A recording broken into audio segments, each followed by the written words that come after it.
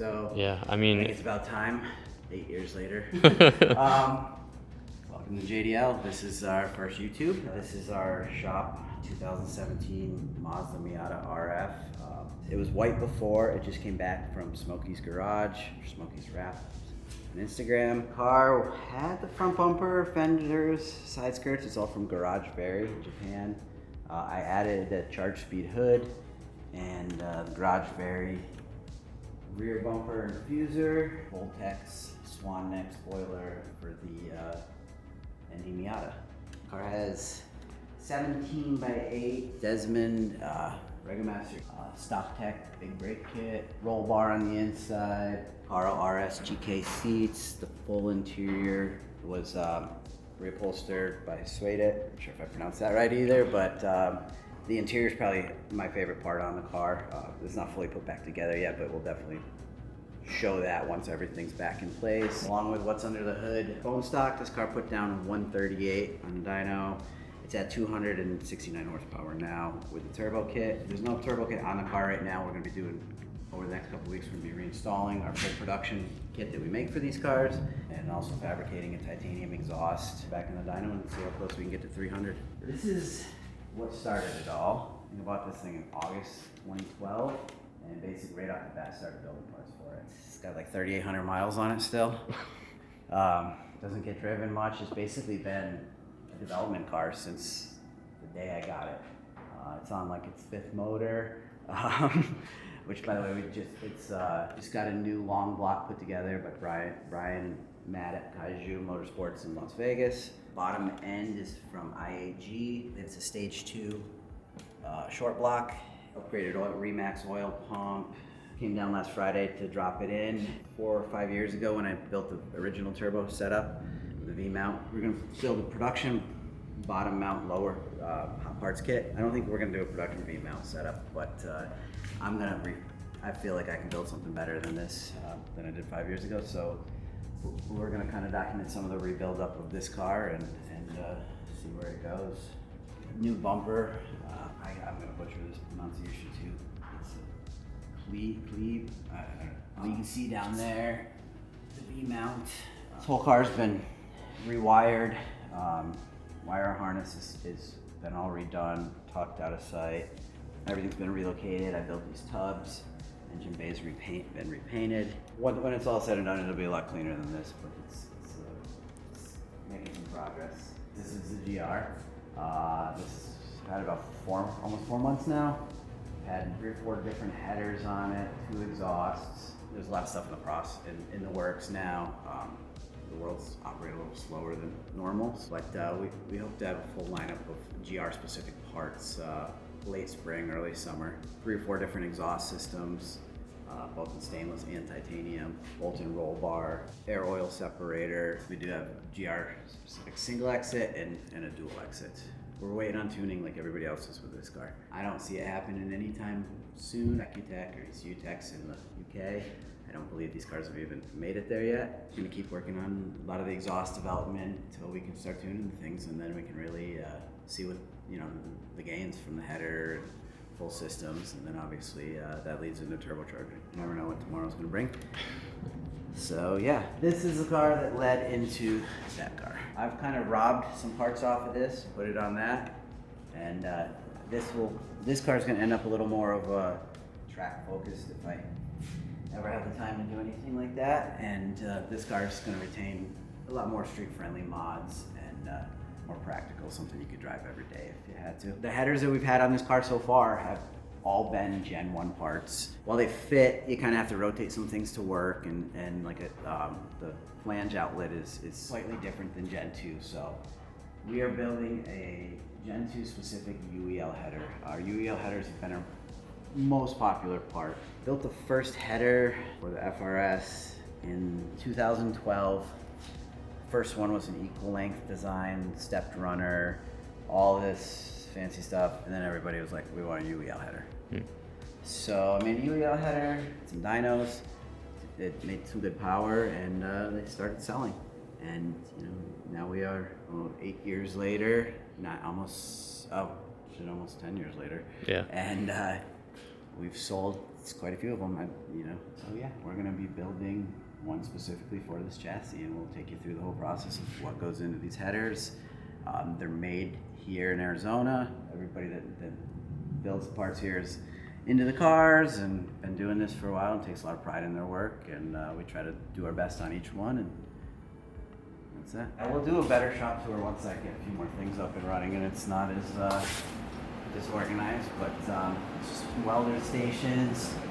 You'll see when I'm building the header, I'm stuck in the small corner over there, but I pretty much have to bounce around the shop wherever and run in the office and whatnot, so these guys are always welding more full time. So all the fabrications on this side, we work on the cars on that side.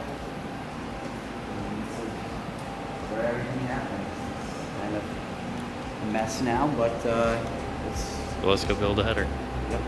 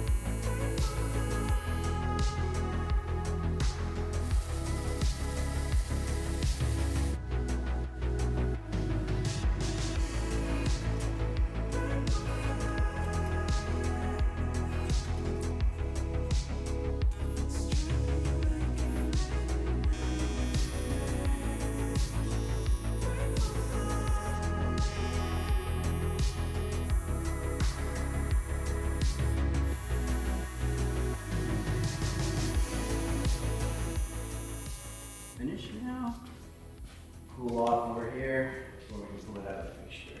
This is where I put everything that's just got done being welded. 15-20 minutes of cool down time, so nothing holes or anything funny or flanges warp, and then we'll pull it out of the fixture, clean it up, and get ready to go in the car. Alright, we're out of the jig. Now we just got to do a little cleanup on the ports. The flange is all flat, make sure everything's good to go, and we'll get it in the car.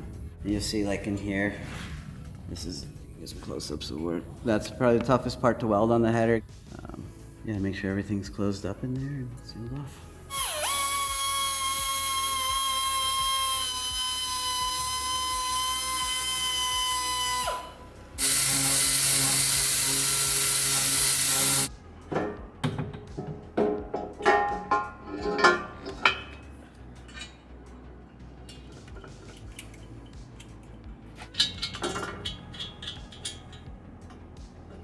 Gen 2 specific. Flange location, I believe the Gen 2 is rotated counterclockwise compared to the Gen 1 slightly, a couple degrees, and it also sits a little bit lower. Looks like the cylinder head casting is a little bit bigger than the FA20, so I imagine that's the reason why they did it. 2.5 inch all the way through, fully mandrel bent. No, the factory one's, second gen factory one is quite a bit larger at the opening. It's almost 2.5, but once it gets to this area, there's a couple bends that are big, dented in and crushed for OEM clearance. This will be going on also with it, and everything.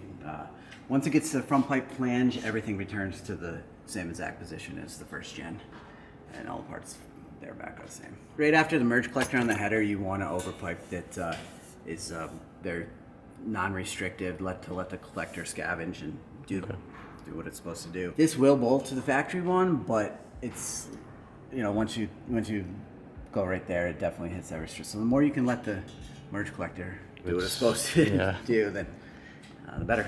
Next time we'll be fully installing the header that we fabricated today, along with the new Gen 2 specific overpipe. We get that bolted up to our 3-inch single exit catback, and we'll go get some sound clips of this.